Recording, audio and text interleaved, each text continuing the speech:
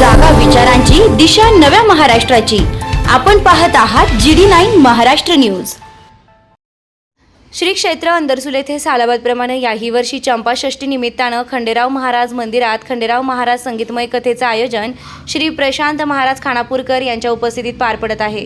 काल कथेमध्ये खंडेराव महाराज आणि म्हाळसा यांचा अभूतपूर्व विवाह सोहळा संपन्न झाला. या विवाहासाठी हजारो अंदरसूलकर खंडेराव महाराज मंदिरात उपस्थित होते.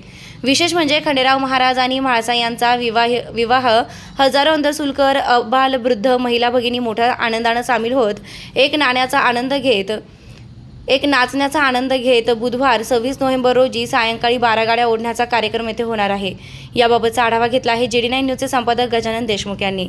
GD9 न्यूज महाराष्ट्रासाठी गजानन देशमुख येवला. एलकोट जे मल्ला सदानंदाचा एलकोट. आज अंदरसूल नगरीमध्ये खंडेराव महाराजाच्या मंदिरामध्ये चंपाषष्ठीच्या निमित्तानं एक खंडेराव महाराज कथेचं आयोजन करण्यात आलं आहे. आणि या कथेचं आयोजन जे करण्यात आलंय आपण बघतोय प्रशांत महाराज चव्हाण खानापूरकर यांच्या सुसह्य वाणीमधून या अंदरसूलकरांना खंडेराव महाराजांच्या कथेचं वाचन होत आहे आणि ऐकत आहेत. इथले जे गावकरी आहेत मोठ्या संख्येने गर्दी आपण बघतोय, ही गर्दी बघायला मिळते. आपण आता महाराजांकडे जातोय, महाराजांना विचारतोय. हे महाराष्ट्राचं आराध्य दैवत, संपूर्ण महाराष्ट्राचं आराध्य दैवत जेजुरी म्हटलं जातं. प्रत्येक गावागावामध्ये खेड्यावाड्यामध्ये खंडोबाचे मंदिर आहेत. हा काय सांगाल तुम्ही, या खंडोबाच्या महाराजांच्या महत्व काय सांगाल?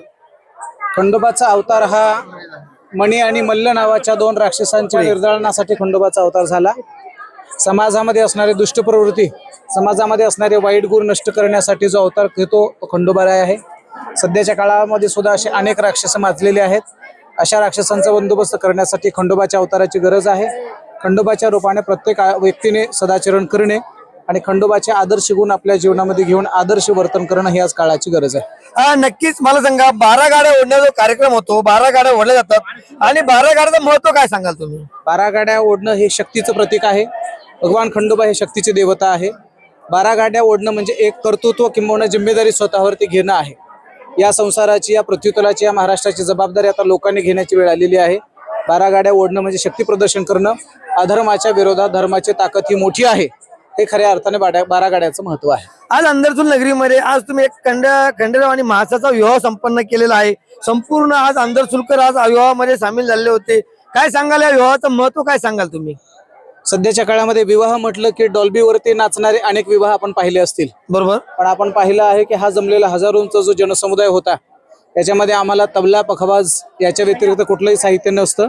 नाचण्यासाठी डॉल्बी लागत नाही, नाचण्यासाठी दारू लागत नाही, नाचण्यासाठी भजनाचा नाद लागतो, भजनाचा छंद लागतो आणि हरिनामाचं व्यसन केलं की नक्कीच लोक नाचतात, डोलतात आणि आनंद घेतात. आणि हा आनंद आम्ही आज घेतलेला आहे. नक्कीच आता मी बघितलं की शेवटच्या 10 मिनिटांमध्ये संपूर्ण अंदरसूलकर नगरीचे भाविक होते, त्यांना तुम्ही एक नाचण्यामधनं एक मंत्र मुग्ध केलं. आणि खरं म्हणजे आपण बघतो की लग्नामध्ये जे वराडी आहे, नवरदेवाची वरात निघते, वराती पुढे नाचल्या जातं, तसं तुम्ही आज खंडेरावच्या मंदिरामध्ये आज अंदरसूलकरांना नाचवलंय, एक भक्तिमय संगीतमय. याच्यामध्ये काय सांगायला पाहिजे तुम्ही? आजकाल माणसाचं जीवन एवढं तणावाचं झालेलं आहे, एवढा तणाव आहे की प्रत्येकाचा चेहरा चुकलेला आहे. काय होईल, कसं होईल, कधी होईल अशी चिंता प्रत्येकाच्या मनामध्ये आहे. अशा चिंतायुक्त असणाऱ्या लोकांना कुठेतरी बाहेर काढणं आणि त्यांच्या जीवनामध्ये आनंद देणं. खरं पाहिलं तर आनंद एवढ्या सहजासहजी मिळत नाही. मुंबई मोठ्या शहरामध्ये आज हसण्यासाठी लाफिंग क्लब निर्माण होत आहेत, बरोबर. नाचण्यासाठी वेगवेगळे क्लास तयार होत आहेत, बरोबर आहे. पण इथे खऱ्या अर्थाने कोणाला नाच म्हणत नव्हतं, कोणी कोणाला आग्रह करत नव्हतं. प्रत्येकाच्या अंतरंगातून एक आनंद बाहेर निघण्यासाठी तो प्रत्येक व्यक्ती स्वतःहून नाचत होता. नाचत असताना तरुण मंडळी तर नाचत होते, त्यासोबत 60, 65, 70 वर्षाची म्हातारी माणसं सुद्धा नाचण्याचा आनंद घेत होते.